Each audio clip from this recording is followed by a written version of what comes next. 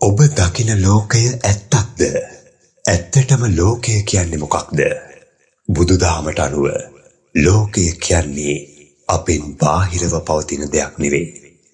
ඇස, කන, නාසය, දිව, කය සහ මනස යන ආයතන හයට හමුවන අරමුණු සමුදායක් විතරයි.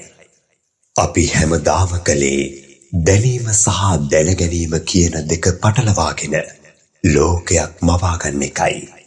යම් දෙයක් දැනෙන විට එය මගේ කියා හෝ බාහිර වස්තුවක් කියා නමක් දුන් සැනින් අපි ලෝකයට හසු වෙනවා.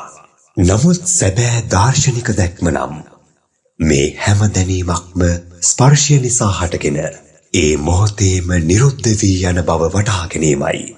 උදාහරණයක් ලෙස තේ කෝප්පයක රසය ඇතිවන්නේ සීනි, තේ කුල සහ උණු වතුර යන දේවල් එක්වීමෙනි. නමුත් ඒ තේ රසය සීනි තුල හෝ තේ කුල තුල හෝ වතුර තුල පමණක් තනිවම පවතින්නේ නැත.